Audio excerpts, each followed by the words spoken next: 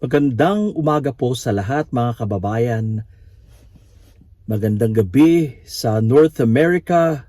Isang magandang buhay po sa lahat ng ating mga kababayan na nasa iba't ibang sulok ng daigdig. Palapit na po ng palapit ang eleksyon. Nasa buwan na po tayo ng Pebrero. Sa Mayo na po ang pinakahihintay na senatorial race, mga kababayan. At kanya-kanyang proclamation rally na po ang iba't ibang grupo. Mga kababayan, napanood ba ninyo yung proclamation rally ng PDP? Andun ang dating Pangulo at sinuportahan ang kanyang mga kandidato. Ang kanyang mga kandidatong ka-China, ang kanyang mga kandidatong nagmamahal sa isang politiko. In short, mga panatiko po ito, itong kandidatong Duterte, mga kababayan. Nakakatawa dyan yung pahayag ni Pastor Apollo Kibuloy na tumatakbo ngayong senador. Tumatakbo daw siya dahil sinabihan siya ng ama na pasukin ang politika. Yan po yung kanyang pinagsasabi. Ito daw po ay kagustuhan ng taas, kagustuhan ng ama. Kaya po siya tumatakbo ngayong isang senador. Pero mga kababayan, yan po ay isang malaking kalokohan. Kung bakit po siya tumatakbo, hindi po yan kagustuhan ng ama. Actually, ayaw po siyang patakbuhin ng ama. Dahil isa po siyang mapang-abuso. Marami po siyang mga kaso na kinahaharap. Kaya hindi po siya karapat-dapat na maging senador ng bayan, mga kababayan. Itong si Pastor Kibuloy. Hanggang ngayon, ako po'y natatawa dahil hanggang ngayon, ang dami pa rin pong pumapalakpak. Ito po yung kanya mga blind followers na hanggang ngayon nakasuporta pa rin sa kanya. Alam niyo mga kababayan, masusukat po natin, makikita po natin kung kumusta na ang ating electoral body, kung kumusta na ang ating mga botante. Noong 2022, napatunayan po natin na napakarami pong hindi nag-iisip na mga kababayang Pilipino. Ang kanilang mga iniluklok ay mga traditional politicians, ang mga magnanakaw sa kaban ng bayan, mga kurakot, mga mamamatay tao. Yan po ang kanilang iniluklok. Tumanggap lang sila ng 500, 1,000, ayuda.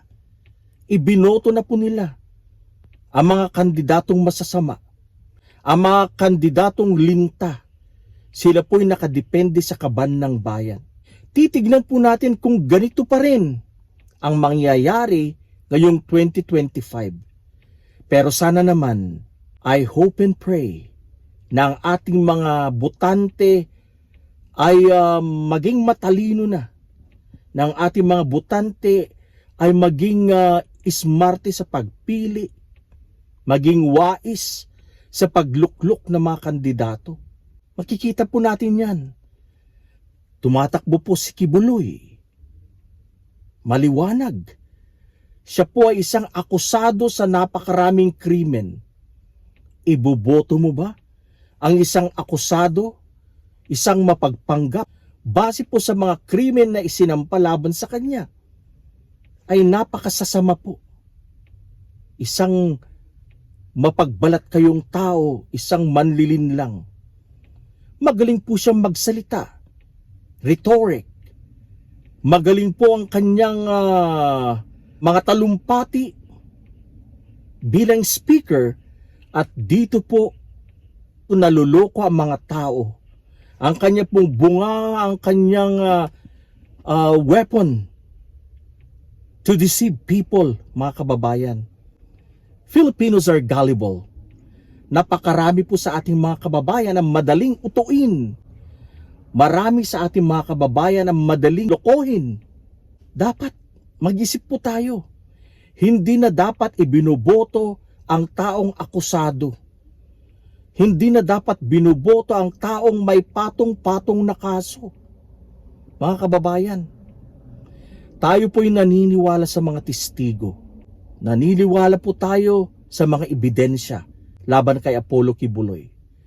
Kung si Apollo Kibuloy ay lumabas maging isang senador sa 2025, talagang bobo ang mga Pilipino.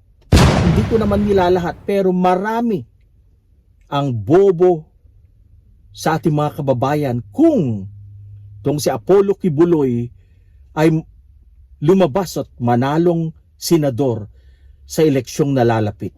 Mga kababayan, it is a reality na marami po sa ating mga kababayan ang naghihirap. Pero hindi po rason ang paghihirap para iboto ang taong ito.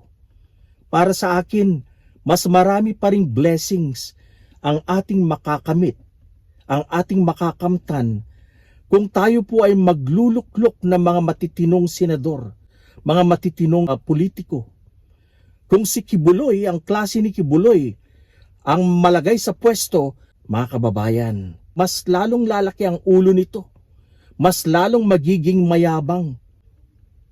Pag ito naging senador, siguradong protektor na naman ito ni Duterte, protektor ni BP Sara, at siguradong gagapangin niya with his influence as senator. Kung manalo po, gagapangin niya po ang mga kaso niya. Ito po ang main na motivation o purpose kung bakit po tumatakbo itong si Apollo Kibuloy, ang paghihiganti, mga kababayan, hoping na matakasan niya po ang kanyang mga patong-patong na kaso. Yan ang napakaliwanag, mga kababayan.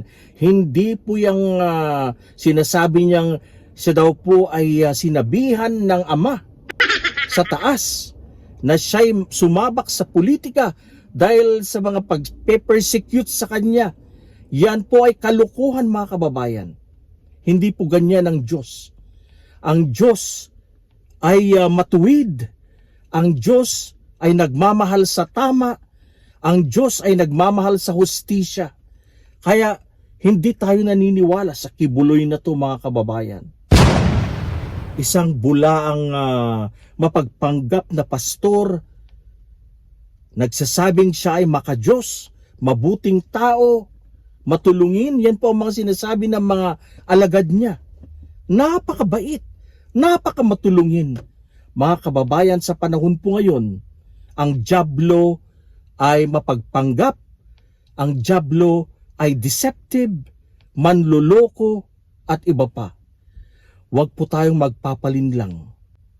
Nakikita po natin yan na ang intensyon ni Kibuloy ay para lusutan ang kanyang mga kaso at para, as usual, ipagtanggol ang kanyang mga kaibigan sa Davao.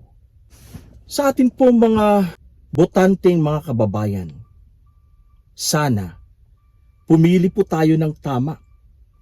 Sana huwag po tayong magpapadala sa mga matatamis na salita, sa mga mapanlinlang na salita ni Apollo Kibuloy.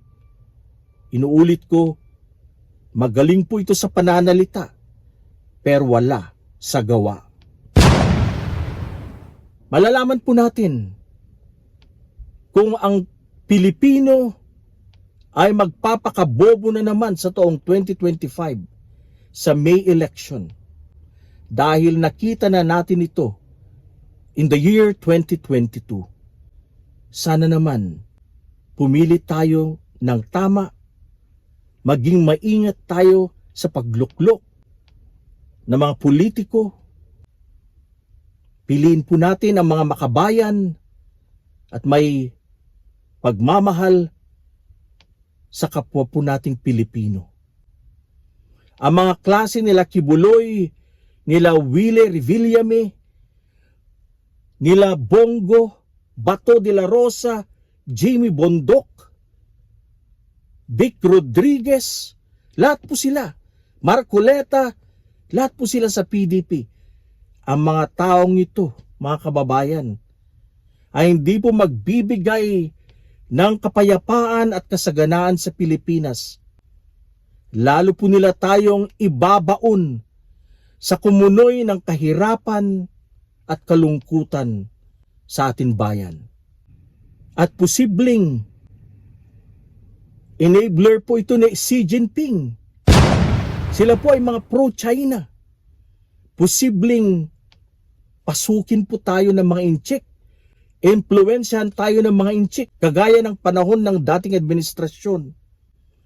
Kaya wag na tayong magpauto, wag po tayong magpabudol sa mga gaya ng mga taong ito, gaya ni Kibuloy. Ginagamit po ng Duterte ang kasikatan ng mga tao para po manalo.